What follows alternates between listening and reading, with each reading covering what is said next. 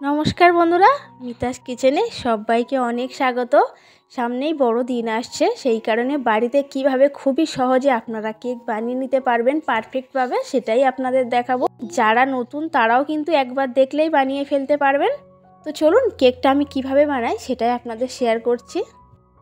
तो प्रथमे एखाने नियेछि एकटा मैंगो फुटी, किछुटा मैंगो फुटी दिये एखाने दिलाम टुटी फुटी, কিছু ড্রাই ফ্রুটস নিয়ে নিয়েছি। এখানে চেরি ছোট করে কেটে নিয়েছি, দিয়েছি চীনা বাদাম, কাজু বাদাম ও কিশমিশ। এটাকে আমি ম্যাঙ্গো ফুটির মধ্যে চুবিয়ে রেখে দেব কিছুক্ষণ 10 মিনিট মতো। তো আপনাদের যে ড্রাই ফ্রুট পছন্দ সেটাই আপনারা দিতে পারেন।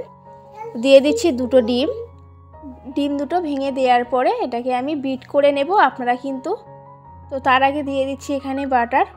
তো বাটারের পরিবর্তে আপনারা সাদা তেলও ব্যবহার করতে পারেন। এটা আমি বিট করে নিচ্ছি, আপনারা এটা হ্যান্ড উইস্ক দিয়েও করে নিতে পারেন, কাজটা একটু বেশি সময় লাগবে। এবার শুকনো উপকরণগুলো আমি চেলে নেব, তার জন্য বসিয়েছি ময়দা নিলাম 1 বাটি পরিমাণে, দিয়ে দিচ্ছি গুঁড়ো দুধ, বেকিং পাউডার দিলাম 1 চামচ, বেকিং সোডা দিয়েছি 1 চামচের 4 ভাগের 1 ভাগ, সামান্য পরিমাণে লবণ অ্যাড করেছি। তো করার পরে এগুলোকে ভালো করে চেলে নিতে হবে। তো সবগুলো চেলে নিয়েছি, একটু চামচ দিয়ে ভালো করে মিশিয়ে নেব। তো এখানে দিয়ে দিলাম চিনির পরিবর্তে গুড়, আপনারা চাইলে চিনি দিতে পারেন। তো আমি গুড় দিয়ে কেকটা বানাচ্ছি, যেহেতু গুড় কিন্তু খুব ভালো এখন বাজারে পাওয়া যাচ্ছে। দিয়ে দিলাম যে জুসটুকু বেশি হয়েছিল, বা এখানে আপনারা দুধ দিতে পারেন, আমি এটা পুরোপুরি জুস দিয়ে বানাবো। তো জুসটা দিয়ে দিলাম, দিয়ে আরও একটু আমি বিট করে নিলাম। এবার দিয়ে দেব টুটি ফুটি যেগুলো আমি ভিজিয়ে রেখেছিলাম সেগুলো।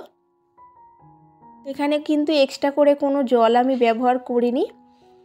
আর কেকটা বসানোর জন্য মোল্ডে একটা কাগজ বিছিয়ে দিয়েছি, দেওয়ার পরে সাদা তেল হাত দিয়ে লাগিয়ে দিচ্ছি।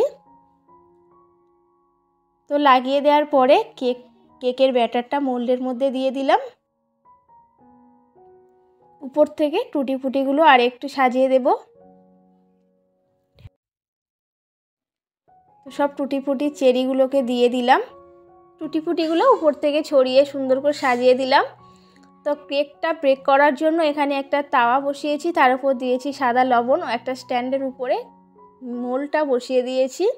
আর এখানে জাল করে নিতে হবে 35 থেকে 40 মিনিট পর্যন্ত মিডিয়াম ফ্লেমে। তো 40 মিনিট পরে কেকটা দেখতেই পাচ্ছেন ফুলে কিন্তু ডবল হয়ে গেছে, স্পঞ্জি ফ্রুট কেক তৈরি হয়ে গেছে। আর খেতে ভীষণ টেস্টি, বাড়ির জিনিস কিন্তু তার স্বাদ বলার মতো নেই, এত ভালো লাগে খেতে। তো খুব সহজেই আপনাদের কেক বানানোটা দেখিয়ে দিলাম। আর যদি এই রেসিপিটি আপনাদের ভালো লাগে একটি লাইক করে, চ্যানেলে এখনও নতুন বন্ধু হয়ে থাকলে প্লিজ চ্যানেলটি সাবস্ক্রাইব করে দিতে ভুলবেন না। দেখা হচ্ছে পরের আরও একটা ভিডিওর সঙ্গে।